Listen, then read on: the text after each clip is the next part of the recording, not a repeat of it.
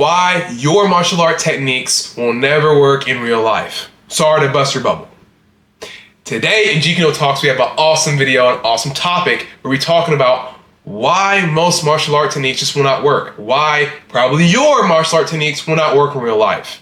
If you're new here, my name is Joel Pollard. I'm a martial artist for many years. I've been doing several different styles, and I'm a Jeet Kune Do practitioner.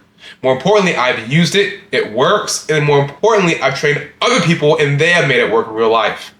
So I feel like I have a decent amount of credibility to talk about this topic of just why most likely your techniques will not work in real life. So without further ado, we're going to hop right in the video. So the short answer to this question is that your techniques take too long. Now, the long-winded answer is that this actually ties back to one of Bruce Lee's theories on why techniques work. It's a theory he made for Jeet Kune Do, and it's called the time commitment theory. It's a very good theory that I think every martial artist should know because it really explains why stuff works and why it doesn't work. Now, the time commitment theory is something that Bruce Lee made for Jeet Kune Do in his training that he saw why techniques work and why techniques doesn't work. And the theory basically states that the longer it takes for you to actually deploy a technique or actually do a technique, the less effective it's going to be, and the less likely of a chance it's actually going to land and actually hit the person. And vice versa, the shorter or faster a technique is at deploying, the high likelihood it has of landing and being effective. This is a really good theory because if you really think about it, look at it, this applies to any technique, any martial art. And this is why most martial arts techniques don't work. It's because they just take too long. It's too slow. It's not fast, it's not simple, it's not direct. If you look at the boxing jab, if you look, any boxer, ask any boxer, they'll say one of the best punches is the jab.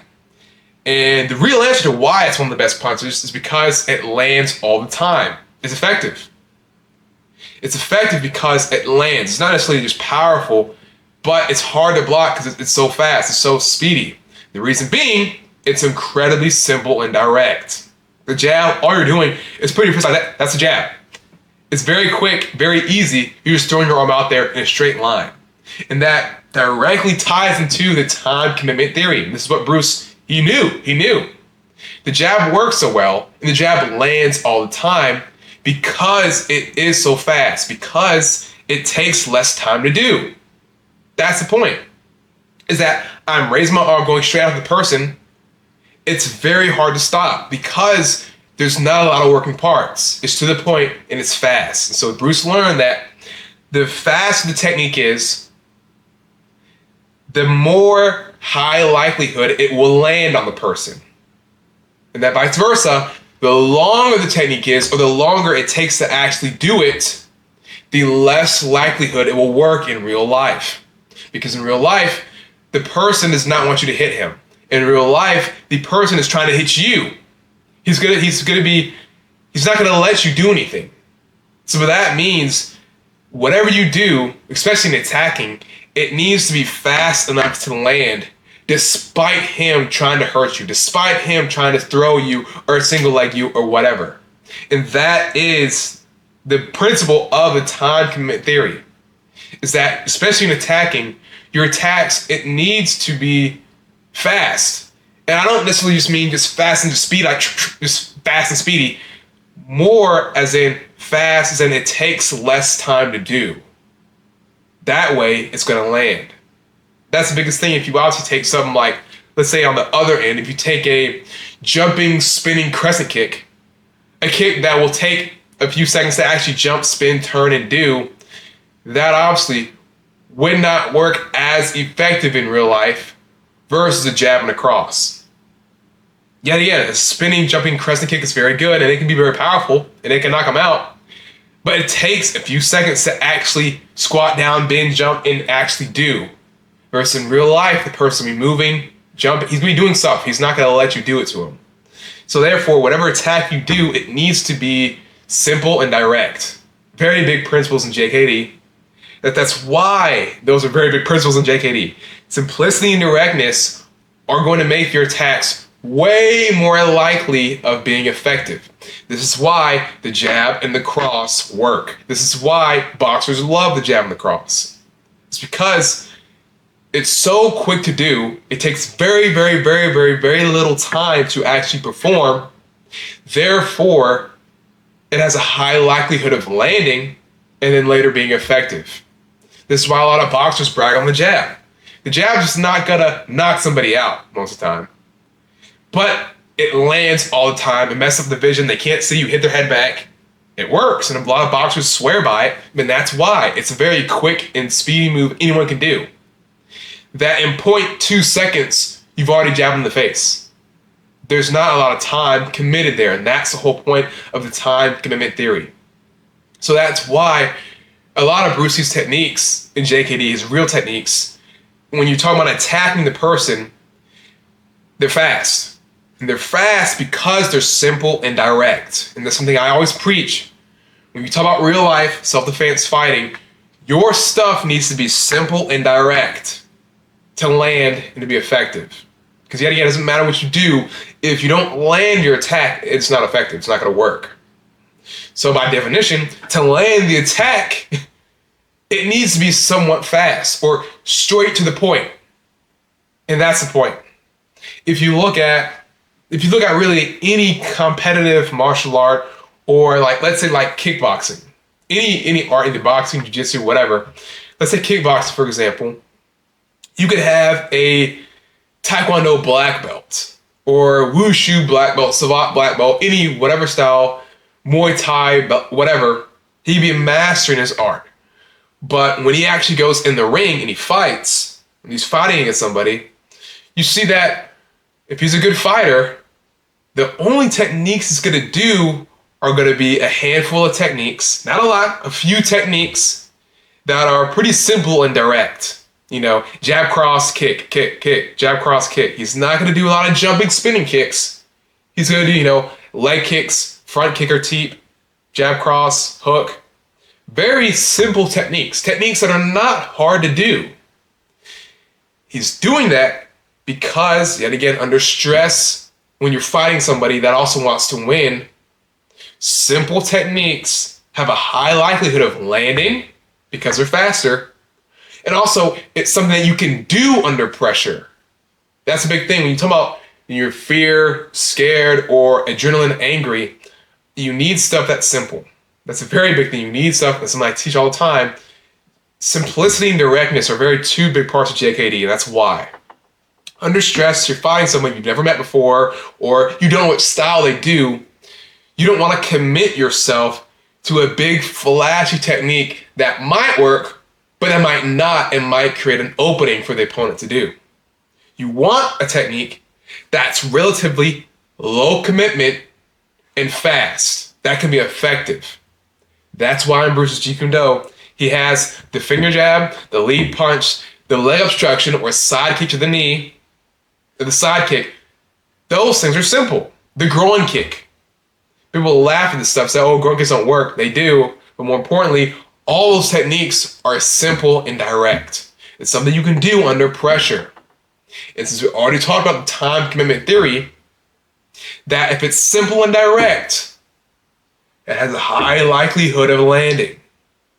The reason why we say directness is very important in JKD, especially just in effective martial arts. Directness is important because obviously if I'm trying to punch you or kick you, the fastest route from me to you is a straight line.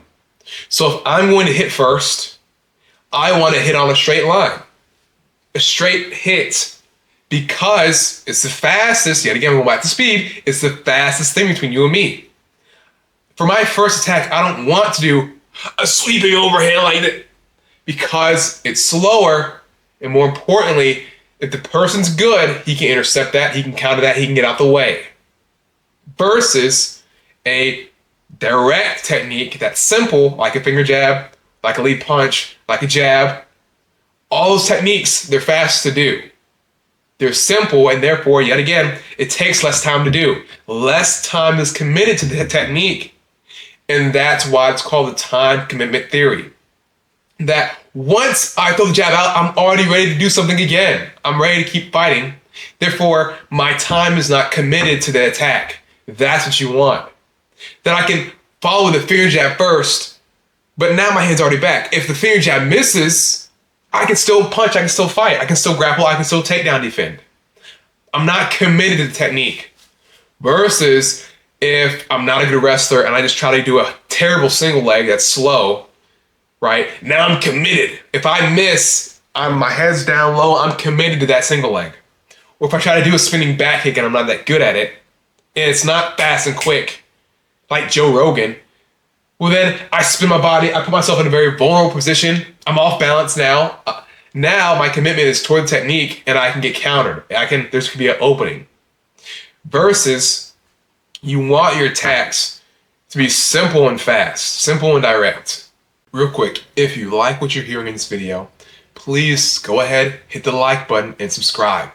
That way it helps me produce more of these videos for free so we can watch more podcasts, interviews, talks like this, tutorials, and all this good stuff here on YouTube. So that really helps. Please subscribe right now. Also, if you want to learn more actual JKD material, martial arts, mixed martial arts, if you want to learn all of that, along with actually privately working with me and training with me, then go ahead in the description of this video. I have a link to my $10 a month course. In there it has hundreds of videos of JKD stuff, martial arts stuff, of me teaching and showing this stuff, as well as other martial artists. It's a steal. It's only $10 a month. Anybody can afford it. So if you want to actually learn more or work with me one-on-one, then go click the description in the link and you'll find that there. Also, if you can't afford that, that's fine. If you don't want to, then subscribe, like the video, and share it to someone that would also like this video so that I can keep making this content. So that's it. Thank you. That way, they have a high likelihood of landing. Then once your techniques land, that's when you can start working on power development or strength to actually make an effective technique. But that's why I like the things like the finger jab or the kick to the knee, because they're very fast techniques, but that are also effective in their own right. You know, a finger jab or an eye poke, simple, they're very simple, direct, it's straight to the point, and I don't need a lot of power. I don't need to develop a lot of knockout power to hit to the eye. Therefore, it's an effective technique. So this is a concept I teach, is that when I train guys or myself, in stuff that works or self-defense, I always talk about how your first initial attack, because in real life, you want to move first, you want to do something first. Self-defense, if the guy's bigger than you, stronger than you, you want to do something first to him. You want to. Because if I wait for him to swing on me, I don't know what he's going to do. That's the real thing in real life. I don't know what he's going to do. So if he swings or knees me in the groin or kicks me or elbows me, now I have to wait until I see the punch, then say, oh, he's going to punch. Now do I block and I'm already hit in the face. Yet again, you saw how quick a jab is.